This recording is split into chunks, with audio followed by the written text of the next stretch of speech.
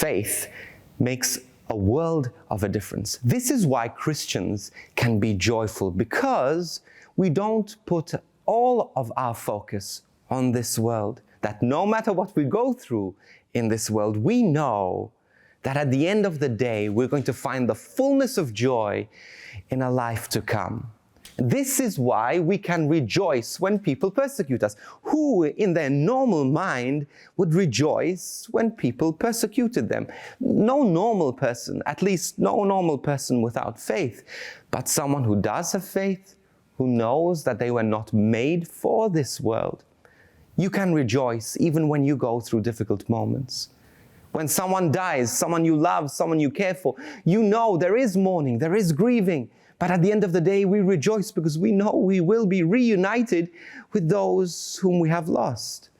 When people put us down because we are faithful and we continue to serve the Lord and everyone else continues to be dishonest, but we decide to stay honest and they seem to succeed and we not so much, yet we can rejoice because we're doing things for a greater purpose.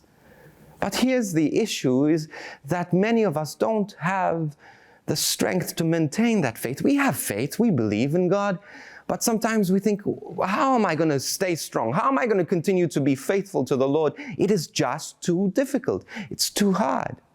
Well, you need to spend some time above the heat, above the chaos, above the mess, because it is in those moments of being above the mess that we find the strength to stay faithful.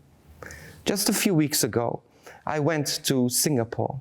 I got to spend some time in Singapore alone, and I got to spend New Year's Eve in Singapore. Now, I got invited, went to this place where New Year's Eve, I was in this very high-rise building overlooking the Marina Bay, which was stunning, which was beautiful. It was like the 45th floor. Now, even to get to this 45th floor, to get to the building, was impossible. It was so hot. There was so much confusion as people were walking towards the marina, and it was messy and it was dirty. The place was beautifully clean, but to get to the place was virtually impossible. No taxis, no Ubers could get there because it was just so crowded, maybe 700,000 people in that area. And it was really difficult, to the point where I was thinking, I think it would have been better if I just stayed home in my hotel. But no, I continued going. I went because I knew that I was going to have a good night. And so I finally make it to this building, and I go, and I press the elevator button to the 45th floor, and all of a sudden, when I walk out, this beautiful window overlooking this incredible view of people who were in my face a moment ago with all of this heat and all of this confusion, all of a sudden looked literally like ants, because they were so far down, and it was a movement that almost looked orderly. When I was down there, it didn't look orderly. And finally midnight came, and there were fireworks, and it was just stunning, so beautiful. And not only that, you could see that it was really hot outside, but I was in an air-conditioned room.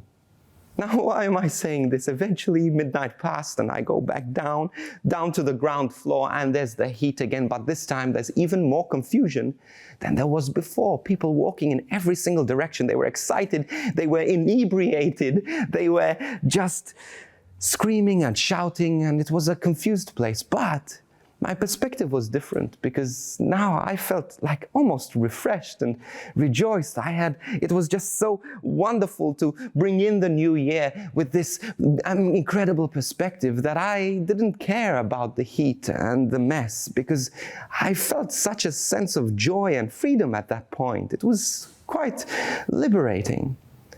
Now, because this is the thing, that many of us live life and all we do is stay on the ground floor. We stay on the ground floor and then we get tired and we think, there's no way I can take this heat. I might as well stay home. What's the point of being out there? And we go and we never spend time on the 45th floor looking from a new perspective. What is the 45th floor? Well, it is spending time with the Lord. It's spending time in prayer. Spending time in the perspective of God the Father, looking at the world through His eyes so that He can give you context of what the world really is, and that we're not living for this heat, this world, but we're living for Him. And as we spend time in His presence, in His love, then we have the strength not to stay up there, because we're not called to stay up there, but to come back down, but with a new joy. A new joy that where we can rejoice in the persecution, where we can find strength and peace, even though there is none around us. This is the power of prayer. Spend time every day on the 45th floor in the presence of God, the Father Almighty, because you will find joy, perspective, and peace. It doesn't need to be complicated. A few minutes speaking to the Lord, a few minutes listening to what the Lord has to say, the voice of truth and love for you. So let's make a commitment. Lord, I want to see the world through your eyes. I want to be blessed, even though I mourn, even though I'm persecuted, even though I go through the valley of the shadow of death, I can find strength and joy because I spend time looking at the world through your perspective in prayer.